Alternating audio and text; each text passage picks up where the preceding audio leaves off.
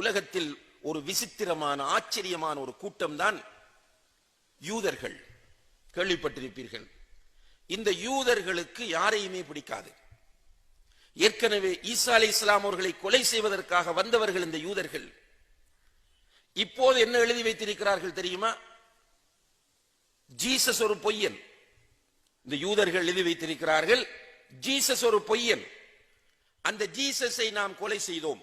உண்மையிலேயே அவர்கள் ஈசா அலைஹிஸ்ஸலாம் அவர்களை கொலை செய்யவில்லை. முஸ்லிம்களாகிய நாம் உறுதியாக நம்புகிறோம், ஜீசஸ் என்று அழைக்கப்படக்கூடிய ஈசா அலைஹிஸ்ஸலாம் அவர்கள் கொலை செய்யப்படவில்லை.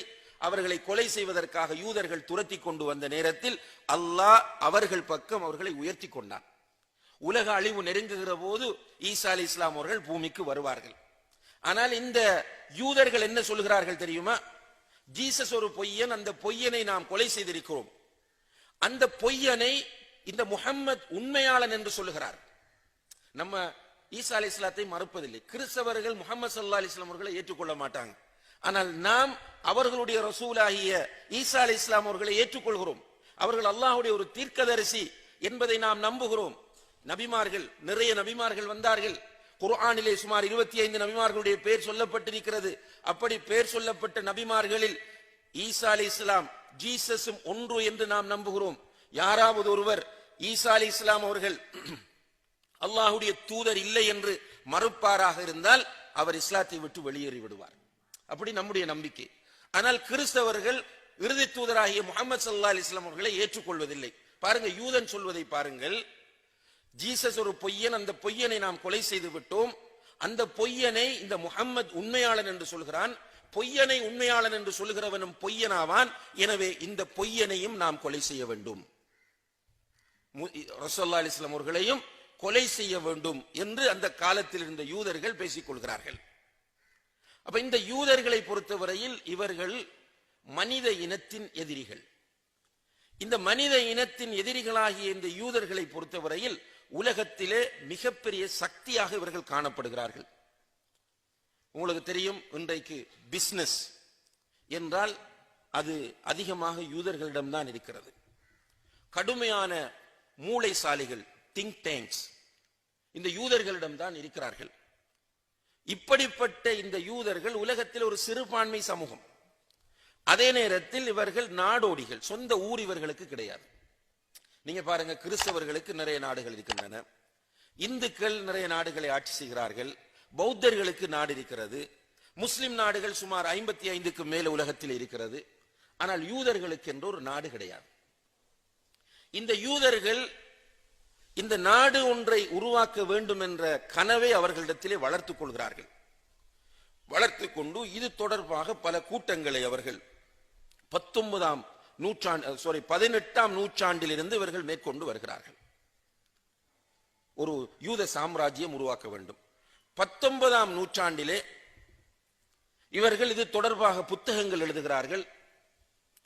19ஆம் நூற்றாண்டின் இறுதி பகுதியிலே இது தொடர்பான ஒரு பெரிய மாநாடு சுவிஸ்லே நடக்கிறது. அந்த மாநாட்டிலே அவர்களுடைய யூத தலைவர்கள் எல்லோரும் ஒன்று சேர்ந்து அவர்கள் ஒரு தீர்மானம் எடுக்கிறார்கள், நம்ம ஒரு யூத சாம்ராஜ்யத்தை உருவாக்க வேண்டும். இப்ப யூத சாம்ராஜ்யம் எது என்றால் அதற்குரிய இடத்தை அவர்கள் அடையாளப்படுத்துகிறார்கள்.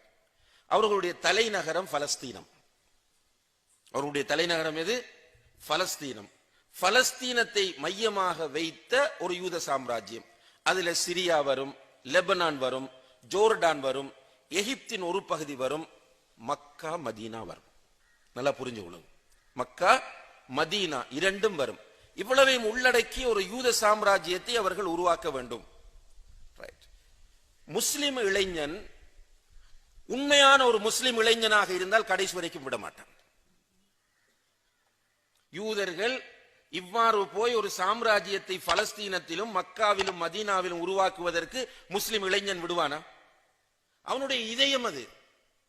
பலஸ்தீனத்திலே அவன் மதிக்கிற பைத்துல் முகத்தஸ் என்கிற பள்ளிவாசல் இருக்கிறது. மக்காவிலே அவன் தன்னுடைய உயிரை விட மேலாக மதிக்கிற காபத்துல்லா இருக்கிறது. மதீனாவிலே அவன் நேசிக்கிற மஸ்ஜிது நபவி இருக்கிறது.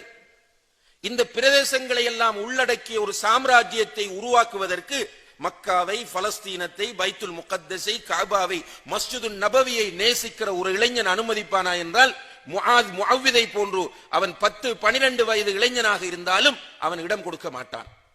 என்ன யோசிக்கிறான்? இப்ப முஸ்லிம் இளைஞர்கள் மார்க்க சிந்தனை இல்லாமல், சமுதாய சிந்தனை இல்லாமல் குப்பைகளாக, அழுக்குகளாக உருவாக்கப்பட வேண்டும். யூதனுடைய திட்டம் பாருங்க, அவன் எப்படி திட்டம் திட்டுகிறான். நமக்கு அல்லாஹ் ரசூலை பற்றி பேசக்கூடிய சிந்தனை வரக்கூடாது. நமக்கிட்ட என்ன வர வேண்டும்? நமக்கிட்ட வாட்ஸ்அப், ஃபேஸ்புக், சினிமா, நடிகர், நடிகைகள். இப்ப நமக்கு எதுல விருப்பம்? நீங்களே உங்களிடத்துல கேட்டு பாருங்க, உங்களுக்கு எது பிடிக்கும்? உங்களை சுதந்திரமாக விடுகிறார்கள், விரும்பியதை செய்யலாம். எதை சூஸ் பண்ணுவீங்க? ஜாஹிலியத்தை தான் சூஸ் பண்ணுவீர்கள், பாவமான வழிகளை தான் சூஸ் பண்ணுவீர்கள்.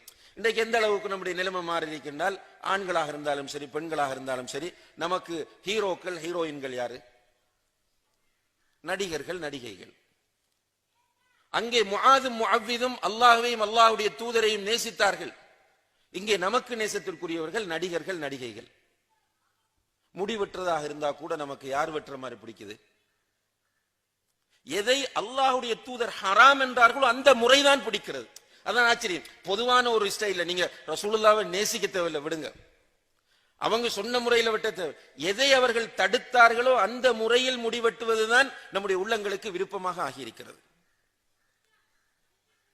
அவர்கள் இதை கவனத்தில் கொள்கிறார்கள்.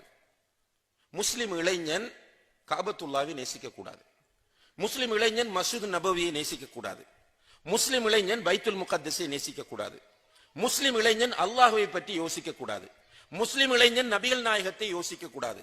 முஸ்லிம் இளைஞனுடைய மனதில் பள்ளிவாசல் வெறுப்புக்குரிய இடமாக மாற வேண்டும். முஸ்லிம் இளைஞனுடைய உள்ளத்தில் சினிமா கொட்டகைகள், தியேட்டர்கள் விருப்பத்திற்குரிய இடமாக மாற வேண்டும். முஸ்லிம் இளைஞனுக்கு சஹாபாக்கள் விருப்பத்திற்குரியவர்களாக மாறக்கூடாது. முஸ்லிம் இளைஞனுடைய உள்ளத்தில் நடிகர்களும் நடிகைகளுமே விருப்பத்திற்குரியவர்களாக மாற வேண்டும். இப்படி ஒவ்வொன்றாக அவன் திட்டமிடுகிறான். 1897ஆம் ஆண்டு சுவிஸில் வைத்து திட்டமிட்டு அவன் அவனுடைய சதி திட்டங்கள் அத்தனையுமே நடைமுறைக்கு கொண்டு வந்து விட்டான். இன்றைக்கு யார் வெற்றி அடைந்திருக்கிறார்கள்? யூதன் என்றால் நமக்கு கோபம் வருகிறது. ஆனால் அந்த யூதனுடைய வழியிலேயே நம்ம பயணிக்கிறோம்.